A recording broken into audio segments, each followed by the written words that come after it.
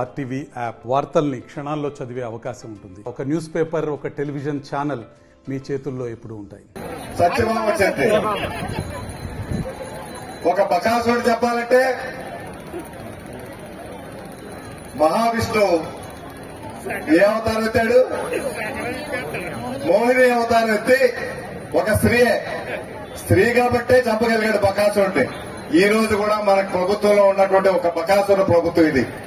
ఈ ప్రభుత్వాన్ని ఎవరూ ఏం చేయక్కర్లేదు. ఆయన నెత్తి మీద ఆయనే చేయి పెట్టుకునే రోజు రేపు 13వ తారీఖు వస్తుంది. ఆ 13వ తారీఖుతో పూర్తిగా సమాప్తం అవుతుంది ఈ బకాసుర పరిపాలన.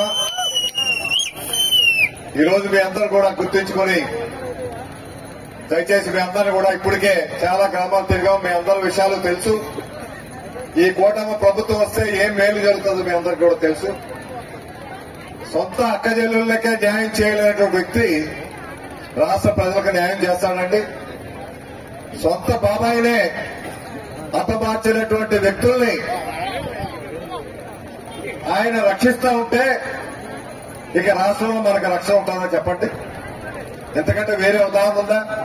వాళ్ళ తల్లి గాని, చెల్లి గాని, అక్క గాని ఎవరైనా ఈ ముఖ్యమంత్రి ఓటు వేయమని అడుగుతున్నారండి. వాళ్ళు పైగా వెయ్యొద్దని అంటారు.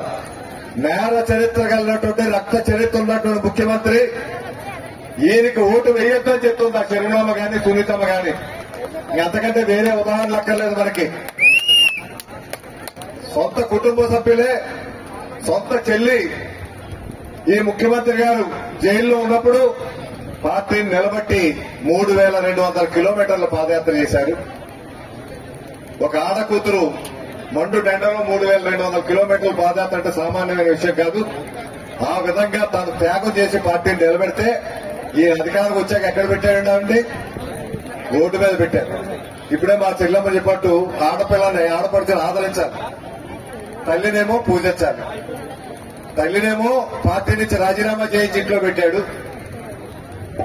చెల్లమ్మనేమో రోడ్డు మీద పెట్టాడు. ఇటువంటి వ్యక్తే మనకు న్యాయం చేసేది.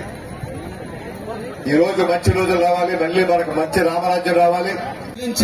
ఆయన మద్దతు పలికితే ఈ రోజు మీ ముందు ఇంత ఇదిగా నిలబడుతున్నా. ఈ రోజు ఎక్కడ పోయినా కూడా అనకాపల్లిలో ప్రజలు బ్రహ్మరథం పడుతున్నారు ఈ కూటమి అభ్యర్థులు, ఎమ్మెల్యే అభ్యర్థులకి, పార్లమెంట్ అభ్యర్థిగా. అంతకన్నా నాకు అదృష్టం ఇంకేం లేదు. ఎందుకంటే ఈ రోజు ఎక్కడ చూసినా కూడా అనకాపల్లి హాట్ సీట్ అయిపోయింది ఆంధ్రప్రదేశ్ లో. నరేంద్ర మోడీ గారు ప్రతినిధిగా మీ ముందు చెప్తున్నా, ఇక్కడ డెవలప్మెంట్ చేసేదానికి మీరు ఈ 10 రోజులు కష్టపడి ఇక్కడ ఎంపీ అభ్యర్థిగా కమలం గుర్తుకు నాకు ఓటేసి, అలాగే ఎమ్మెల్యే అభ్యర్థిగా కొంటాల రామకృష్ణ గారి గాజు గ్లాస్ పైన గెలిపించండి.